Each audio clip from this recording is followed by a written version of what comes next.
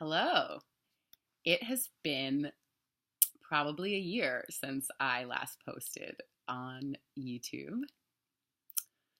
Sounds like a confessional. Father, it's been a year since my last confession. Um, I I felt very inspired actually today to post something. Um, yeah, where I left off with it, I think I trailed away from it.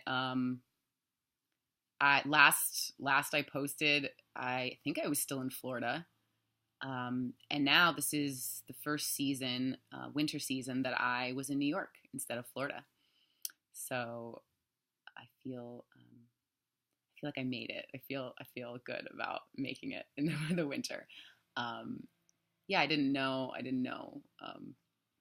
how it would be to be back in the winter, and I feel really good about it. Um, and yeah, I think the big reason I stayed is because there were a lot of things that were picking up for me in New York, and they still are, and I feel really good about it. I'm really excited about all the things that have been coming to me. Um, I think the thing I'm like most excited about right now is just my meditation practice and what it's brought to me lately. Um, I've always meditated like for a long time. It's always been something very inherent to me. But I think I've really found something lately that has been really working for me. And I think it's mostly just going for longer than I had been going. Um, and There's a lot of like heart opening that's been happening for me. And it's been giving me a lot of clarity around my gift. I have a lot of friends who are like in spiritual communities and stuff like that, and who are life coaches and all that. And people talk about your gift, and I didn't give it too much thought. You know, it's a nice thought, but it's really sort of something that's coming to the forefront for me lately. Um, what about my gift? And like I always felt like I had this gift of communication, whether it be singing or speaking or just sharing through the spoken word, through my expression, even as a kid. And as a kid, I was like, I don't even understand it. Where is this coming from? It's not something that I intellectually created. It just was there.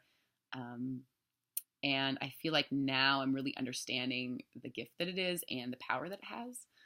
Um, and for me, that just feels great. It feels like I'm living the way I'm supposed to be living. And the beauty of a gift is that it gives to you and it gives to others. So while you're living your joy and experiencing your joy, um, other people are impacted by it as well. So it's the snowball effect. Um, and I guess I didn't believe too much of the power of it, or the importance or the purpose of it. Um, but now it feels like it's really making sense to me. There was this psychic guy that I used to go to. My whole family would go to him. He was like a family guy. And um, he told me, and he also told my sister, that um, to notice our communication and notice our words, that we have powerful communication, and with that power, it has the power to destroy and also the power to, uplift and you know, um, cause big change and impact. Um, and I feel like his words are really making sense nowadays. Um, because as I start to meditate, just like so much, and fill myself with so much love and good feelings, and um, I'm starting to see how my communication does lift people up, and um, and it feels really right. It feels like my honor to be just saying what I feel like I need to say, and people feeling uplifted by it or supported by it, or yeah, nourished by it, excited by it, whatever. And it feels very exciting. So a lot of people now, I feel like now that I'm radiating all this love, people have been reaching out to me, and I feel like I have good things to say to them. I feel like I have love and support to give to them, in times that maybe in spaces where they maybe feel vulnerable, or um, like in spaces that are maybe new for them to explore about themselves, or um, yeah, like pray for courage, and I feel like my words can actually give people courage, which is really exciting. People have been feeling inspired, so um, yeah, it feels like all the little like sparks throughout the years, like little glimmers of ideas, like finally are sort of coalescing into something that makes a little more sense. Um, and I've been doing a lot of this journeying as to like embracing the unknown, living in each moment and not concerning myself with what it means or trying to understand it or try to control it or try to fit it into some sort of schema of what it means for the future or anything like that. Um, so as you do that, you live in each day and you don't really know what's coming next. You don't know if, you hope and there's a part of you that assumes you'll be okay, but you don't really know. I don't really know. Um, so as I just live in the moment day by day, and just try to have the courage to express myself, um,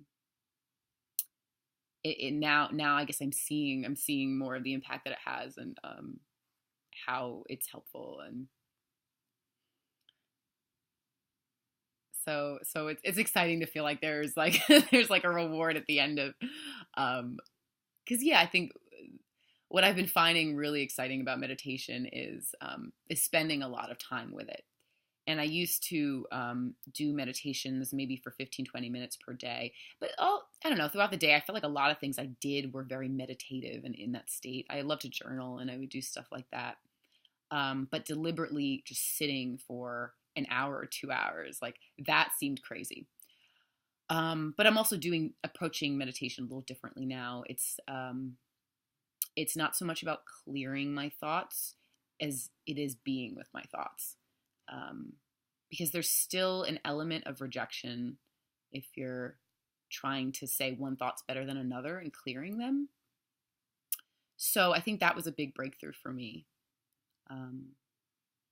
because it was almost like in meditation I was practicing loving myself.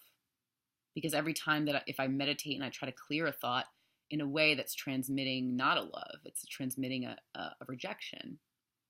So as I just be with the thoughts and learn to love them, you're actually cultivating unconditional love, because you're just loving whatever it is. You're loving whatever you are, you're loving whatever comes up. And that's so powerful because it's the truth. In that moment, the truth is that this is what's happening. And if you can love it, that's your power right there. So that nuance, I guess, was the spark of my new my new series of meditations, and I think there was a lot of fear, and I probably will still have plenty of times of fear and stuff, and where you just wrestle the feelings, and I mean, not even wrestle, you feel them and you're like, this feels terrible. But I guess now I have a little more assurance that it does make sense and you do come out the other side. Because of course, all the spiritual teachers, they say, just stick with it. And you're like, I don't know.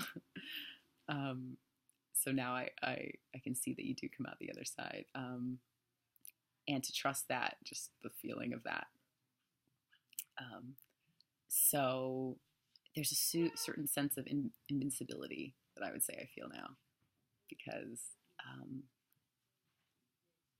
no matter what comes my way, I can handle it. Like, worst case scenario, I have to face like my demons. I have to face my thoughts. I have to face and that's really the scariest thing. I mean, like, what else is scarier than that? You can be through trauma, but once the trauma's over, it's your thoughts that continue to cause the trauma. So maybe you feel a flash of physical pain in a moment, but the physical pain often goes away. It's the mental pain that is really where the suffering is. So I feel very courageous in like facing whatever's there, just like actually stopping and taking time to take a look at like what's in there, and what's been in there for probably my entire life, maybe, like, that I've been maybe not willing to look at, and it's not so horrifying as you just bring it to the light, all the like scary creatures, like you just shine a light on them and it's just like, it just translates into love. Okay, I ran out of time. That was great. So anyway, I'll post this and hopefully I'll post some more things nowadays.